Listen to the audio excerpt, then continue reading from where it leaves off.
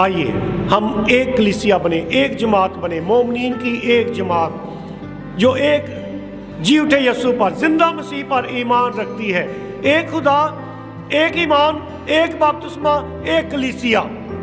ہمارا ایک ایمان ہمیں ضرور ہے کہ متحد کرے، لیکن بہت دفعہ ایسے ہوتا ہے کہ گراؤنڈ فلور پہ ایک بھائی رہ رہا ہے، وہ کسی اور مشن میں جا رہا ہے، اور جو فرسٹ فلور پہ اوپر بھائی ہے، پہلی منزل پہ رہتا ہے، وہ کسی اور چرچ میں جاتا ہے، اور ایک دوسرے کو دیکھنا نہیں پسند کرتے، ایک دوسرے کو ملنا پسند نہیں کرتے۔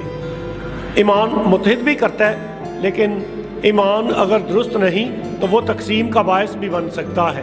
اگر ایمان میں خلل ہے تو پھر یہ تقسیم کا باعث بھی بن سکتا ہے۔ ایمان جوڑتا بھی ہے، لیکن کچھ لوگ ایمان کی وجہ سے تقسیم بھی ہو جاتے ہیں، علیحدہ علیحدہ بھی ہو جاتے ہیں۔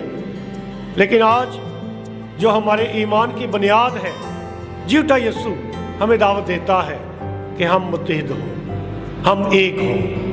جیسے ابتدائی کلیسیا میں وہ دعا میں ایک تھے اور رفاقت اور شراکت میں ایک تھے۔ ان کی شراکت ان کا ایمان تھا، ان کی شراکت کی بانٹ کر کھانے کی جو بنیاد ہے وہ زندہ مسیح ہے۔ ایک ایمان، ایک کلیسیا۔ مسیح خدا میں عزیز مومنین، ہم شخصی طور پر ایمان لائے ہیں یسوع المسیح پر، اور ایمان لا کر ہم یسوع کے گواہ اور اس کے شاگرد بنے ہیں۔ یہ رسول جن کو خدا یسوع مسیح نے روح القدس پھونکا اور ان کو کہا جیسے آسمانی باپ نے مجھے بھیجا ایسے ہی میں تمہیں بھیجتا ہوں، ہم بھیجے گئے ہیں۔ بھیجے جانے کا مطلب کیا ہے؟ کہ ہم مشنری ہیں۔ خدا نے ہمیں مشن دیا ہے اور ہم سب امید کے مشنری ہیں۔ ہماری زندہ امید ہمارا زندہ خداوند ہے۔ ہماری زندہ امید کون ہے؟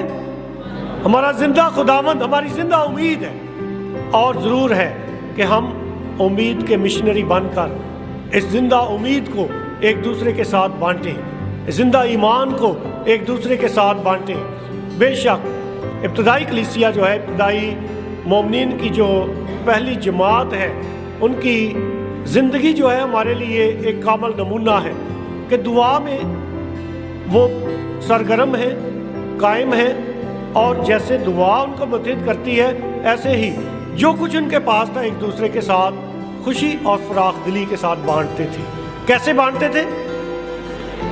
خوشی اور فراخ دلی کے ساتھ بانٹتے تھے۔